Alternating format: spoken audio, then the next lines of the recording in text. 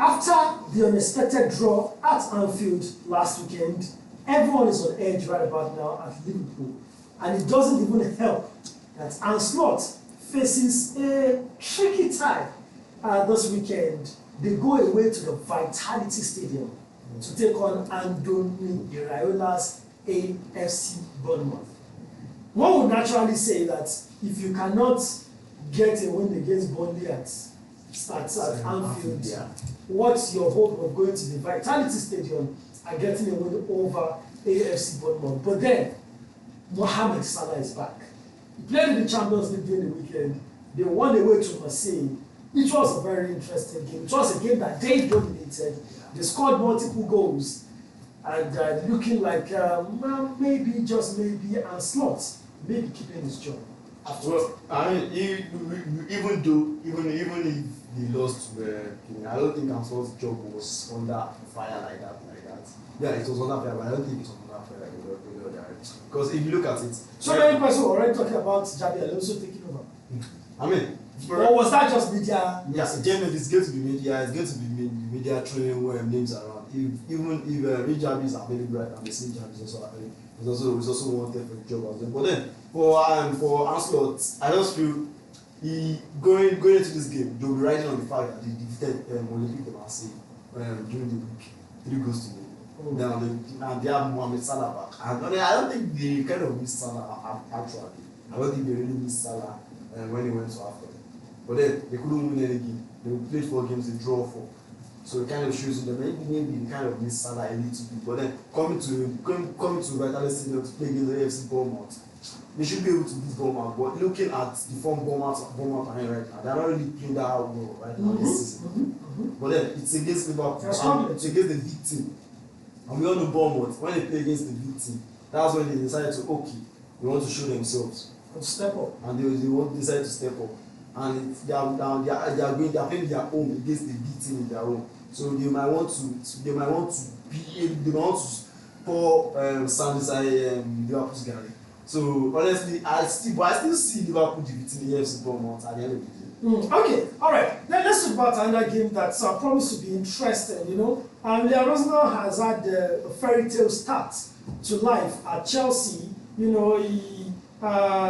Apart from the loss against Arsenal in the Carabao Cup semi-final first leg, he won during the weekend, 2 goals to nothing against Brentford, a Brentford that is hard to defeat, let's be sincere with ourselves. And then in the Champions League, it was a belabored game, but at the end of the day, he managed to defeat Pafos. But then, so many persons will say that, this is his biggest test so far.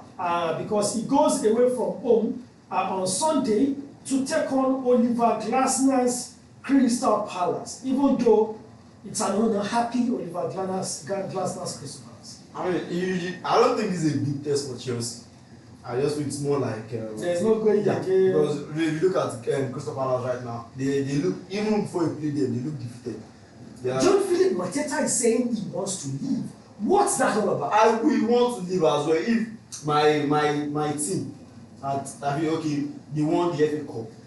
Now let's challenge for something better. And the next thing is they are selling. We are playing in Europe. We should be strengthening our team, but we are selling our. We are selling players. They should going.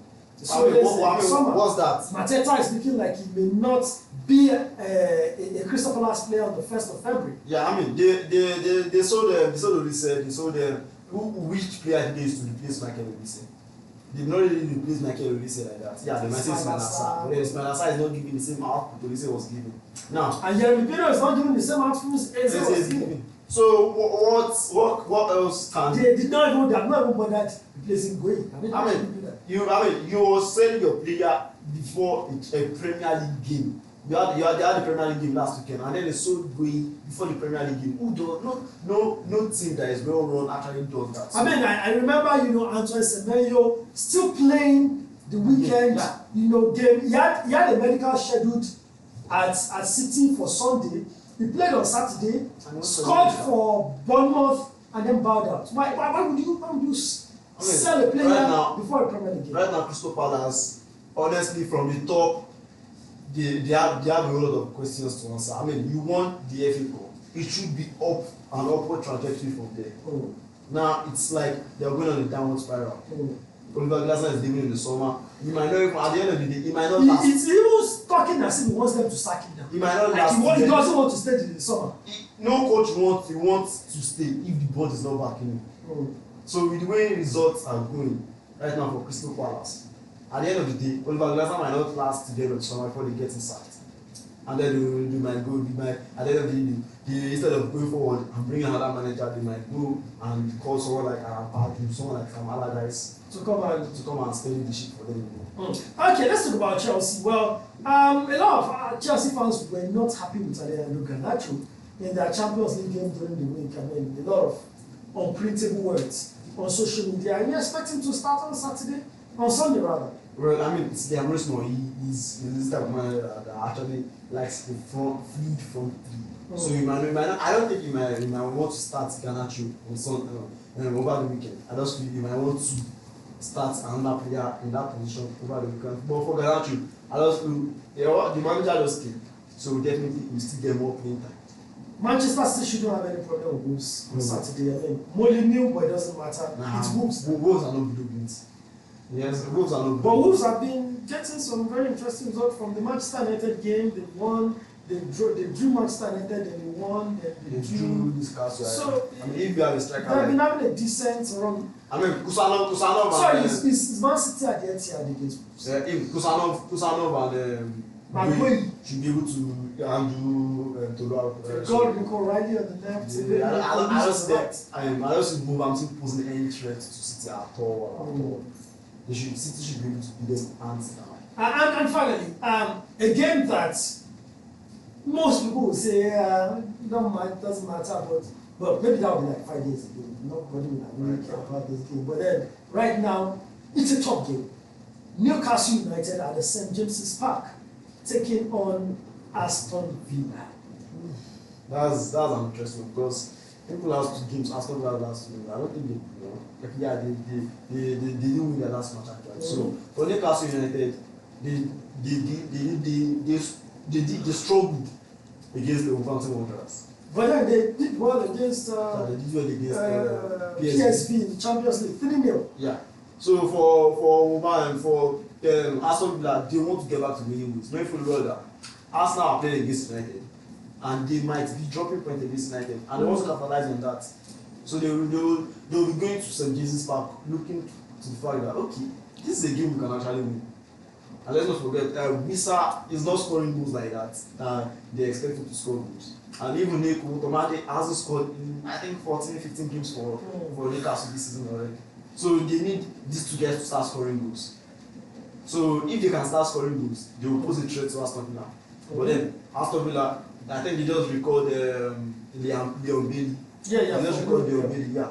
So they still have Oli Watkins out there. They've still got Morgan Rogers. They've still got Yuri Evans as well. These are players that can pose threats to any team, any day. So I just feel it's my ending a draw actually.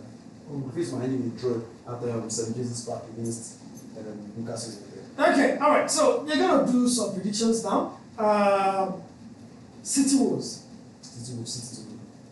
Scholar. 3 goals to win. Bournemouth Liverpool. Bournemouth Liverpool. I'm going with a draw. 2-1 draw. Yeah. Wow. I'm going with a draw for Bournemouth Liverpool. Chelsea Crystal Palace. Or Crystal Palace Chelsea. Crystal Palace Chelsea. I'm going with a 2-1 draw as well. I'm going with a 2-1 draw.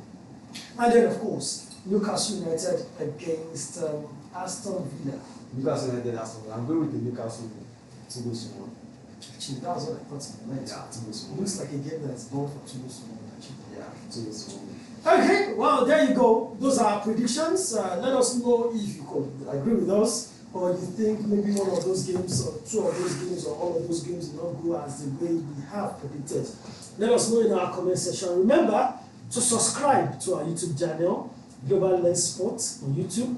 Please subscribe and of course follow us on all our social media platforms. But most importantly, engage all our content.